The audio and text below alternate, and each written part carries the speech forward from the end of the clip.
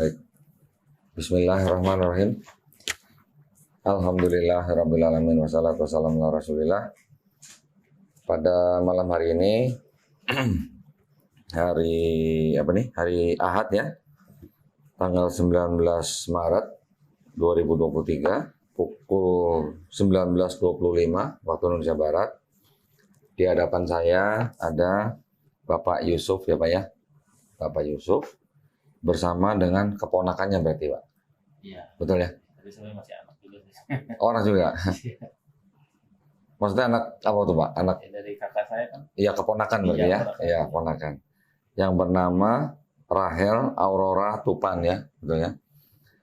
Pada malam hari ini saudari Rahel datang ke tempat Geraha Mualaf Jakarta untuk menyatakan diri untuk masuk Islam. Pak Yusuf mengetahui Pak ya. Ya. Rahel masih ada orang tua kan ya, lengkap. Nah, apakah Ibunya. Oh ibunya aja, oh papanya udah nggak ada juga. Baik, nah kalau gitu kita langsung saja. Nanti saya akan membacakan dalam bahasa Arab, ya. Nanti Rahel mengikuti. Kemudian saya akan bacakan dalam bahasa Indonesia, artinya juga Rahel nanti mengikuti. Ya. Sebelumnya saya akan bertanya dulu nih Pak ke Rahel. Apakah Rahel ini hari ini menyatakan diri mau masuk Islam itu atas paksaan seseorang? Tidak. Itu dipasang. Tidak ada paksaan dari orang lain? Tidak. Di luar aja nggak apa-apa, di atas ini. Nah, gitu. Tidak ya? Ada yang mengintimidasi gitu? Nggak ada. Ada yang merayu gitu?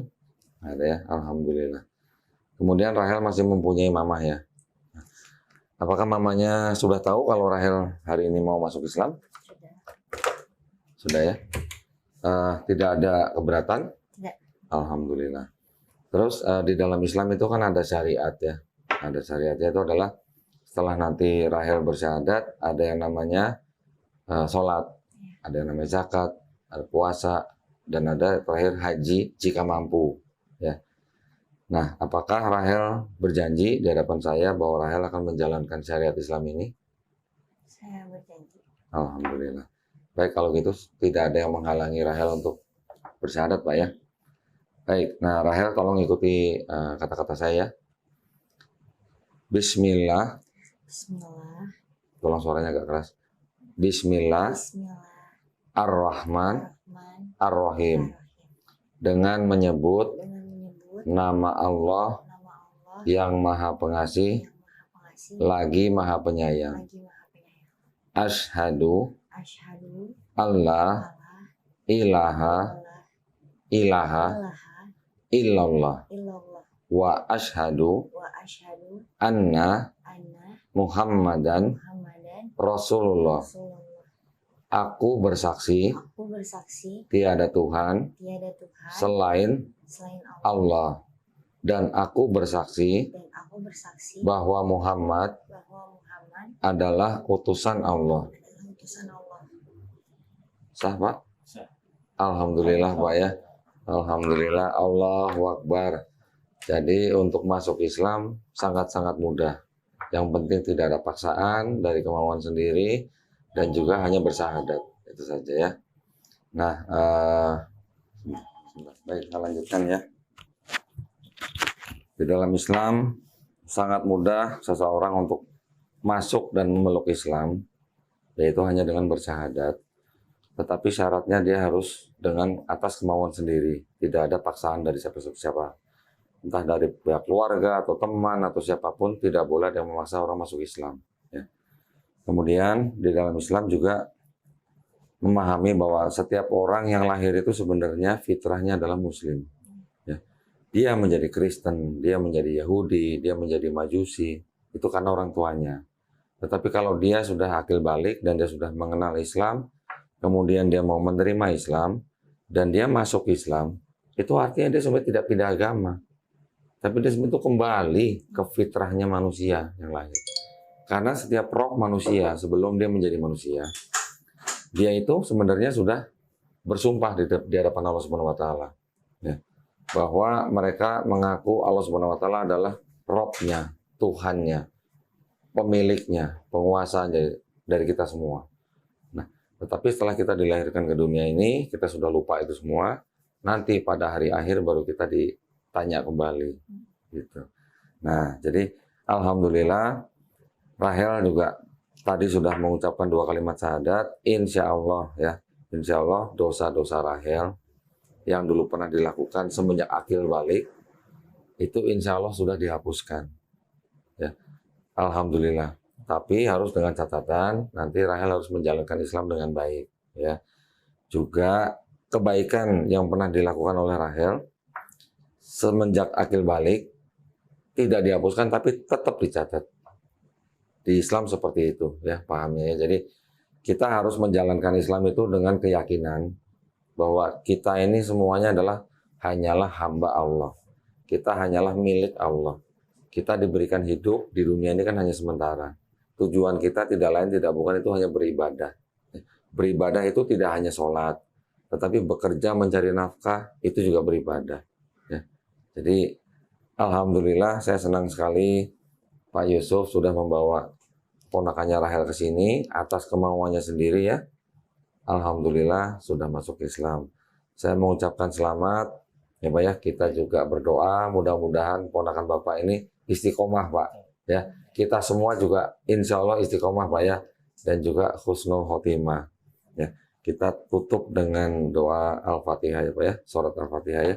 Bismillahirrahmanirrahim. Alhamdulillahirabbil alamin.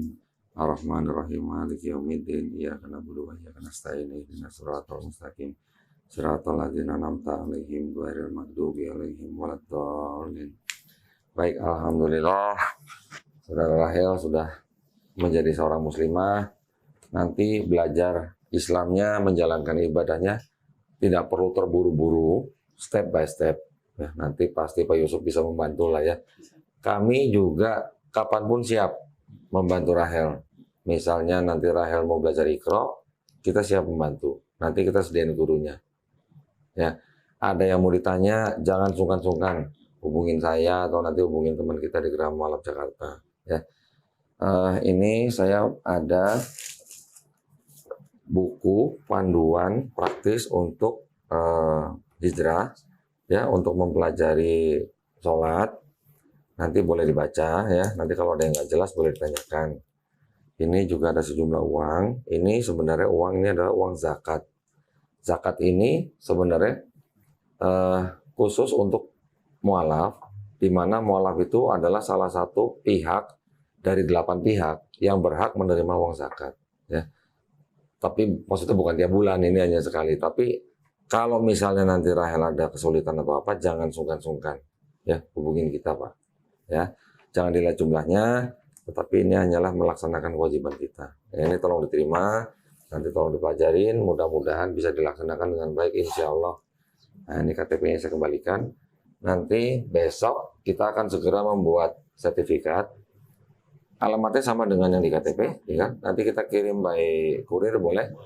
Boleh ya.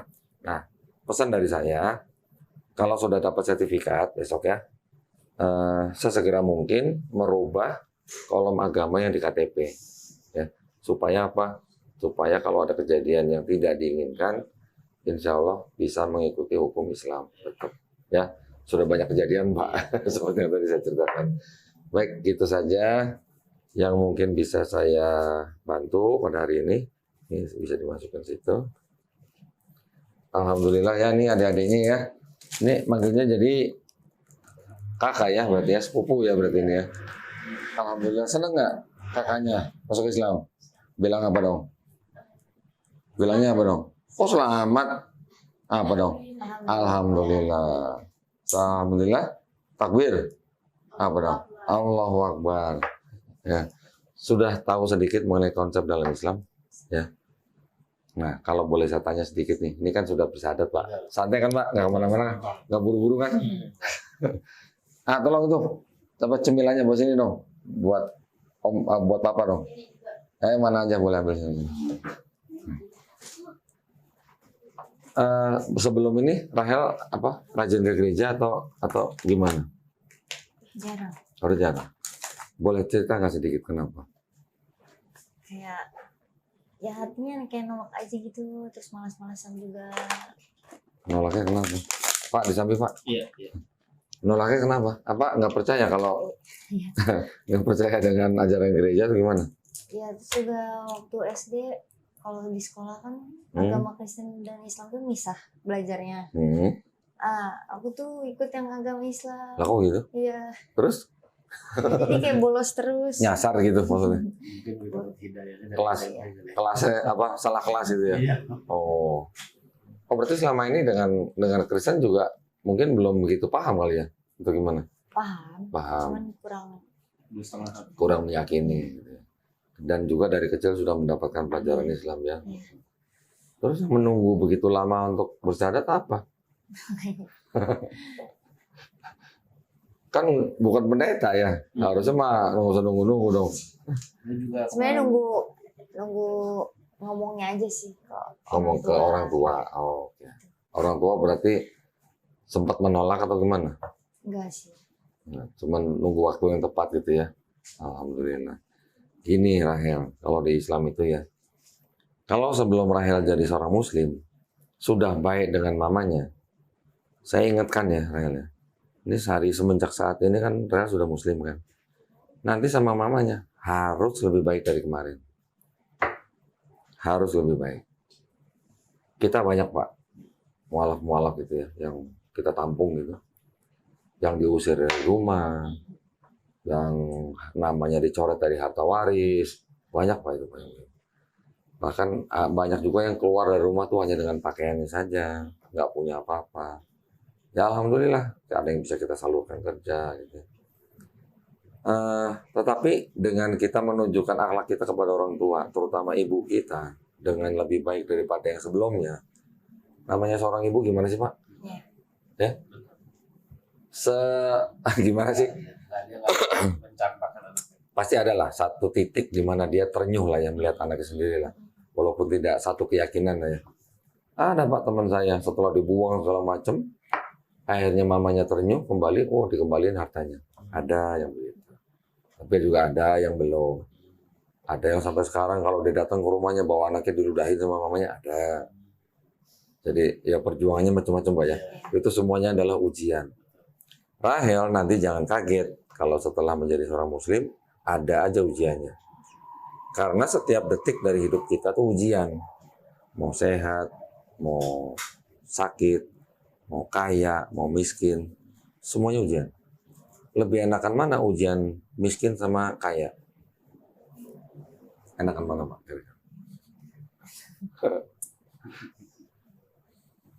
Kaya lebih berat tuh.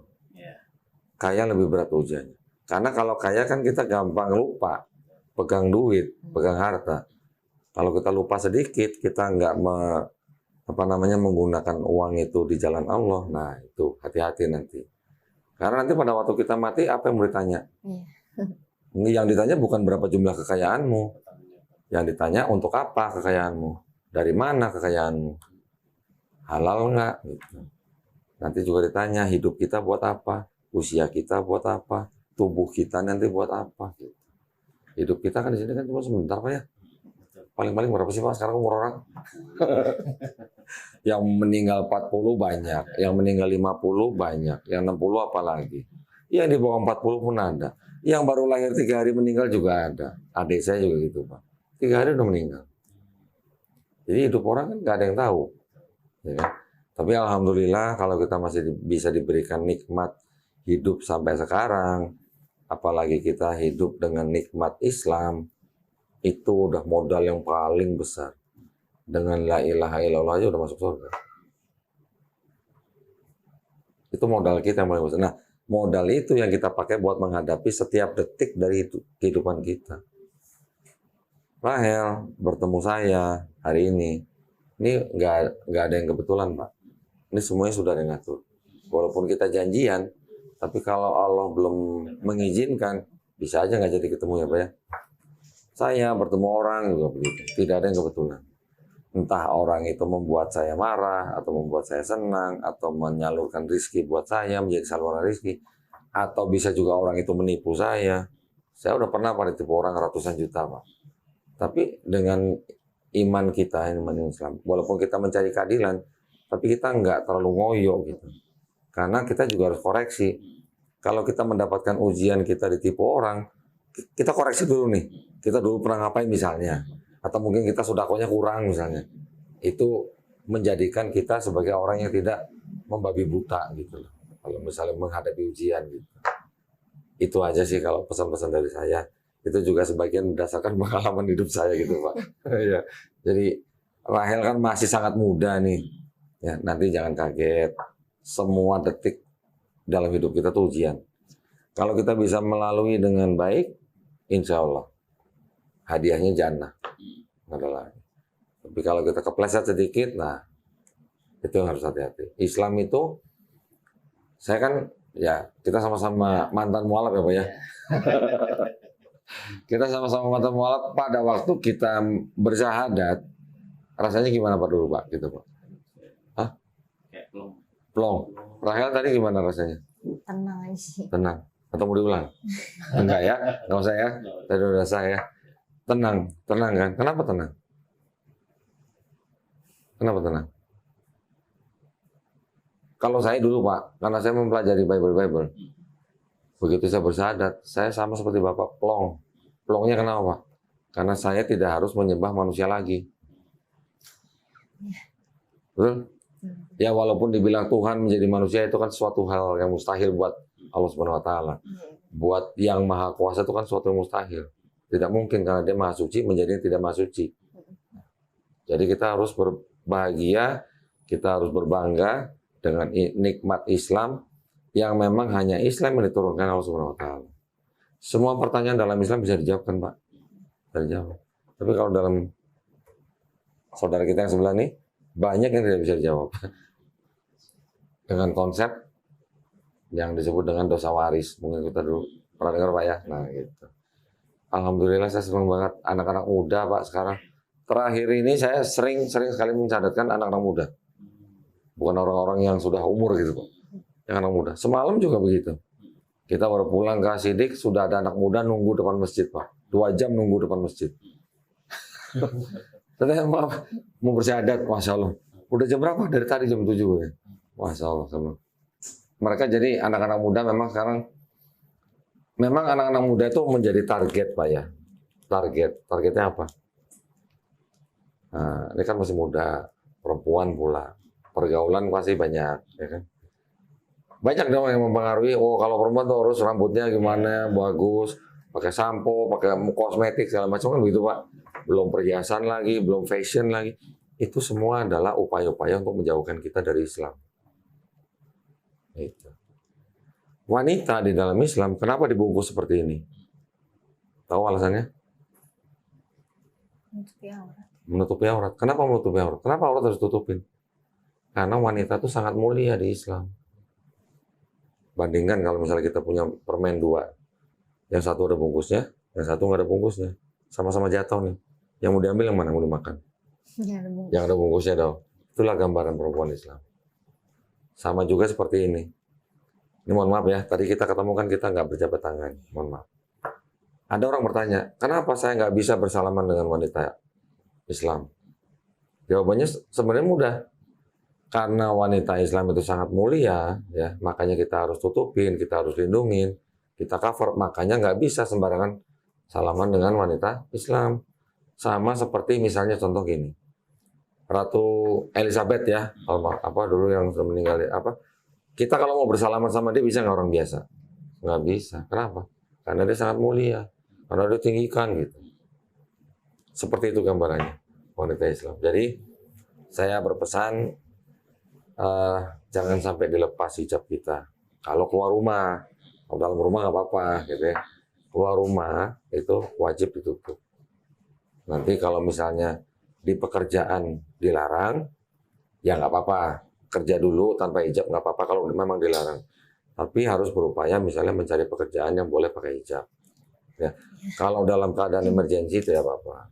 Tapi kalau bisa diupayakan, jangan sampai dilepas. Pesan saya gitu. Masih banyak Pak saudara-saudari Muslim kita yang di luar negeri nggak boleh pakai hijab.